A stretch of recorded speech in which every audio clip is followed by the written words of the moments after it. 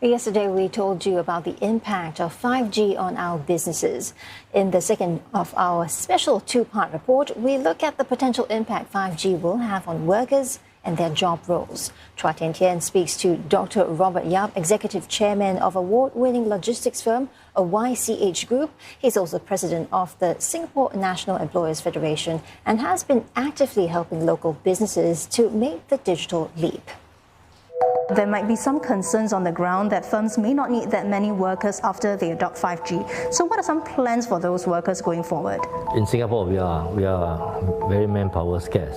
When we actually look into automation project, digitalization project, we look at how to enhance the worker rather than to replace the worker, to ensure that the workers are ready and willing, right, to be trained. Right? Employers are also willing to invest in the change of processes and investment in digitalization, technology or automation. And that added productivity will take care of the increased requirements that we have in the job market.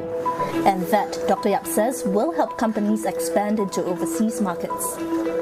And because of your productivity, your digitalization, your skills, you are definitely at a competitive advantage when you go out to those markets.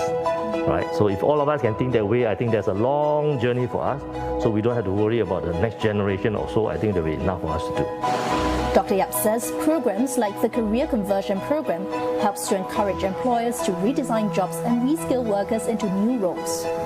The salary is being paid, right, by the government, right, up to 70 or 90% depending on their age, whether they are above 40 or not. The employees doesn't get a loss of revenue, a loss of their income. The employer is not paying for the worker that is not trained yet to do their job. Employees too need to take a proactive role.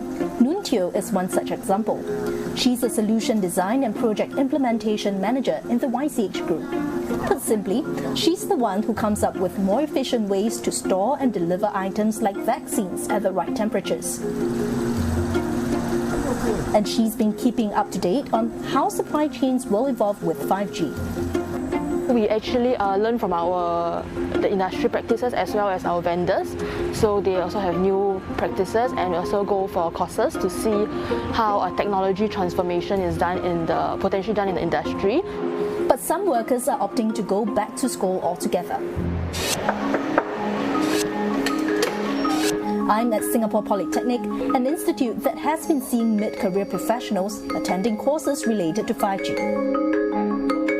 They come from a diverse range of backgrounds, from the man in the street to workers building Singapore's 5G infrastructure. You have actually in SP we have various schools that target specific industry. So we actually have this SP Ericsson 5G industry practitioner certification series. This actually gives a more in-depth professional certification to deep tech individuals who wants to gain deeper skill sets. We measure success based on the outcome of the training, whether they are able to perform their role when they return back to their workplace.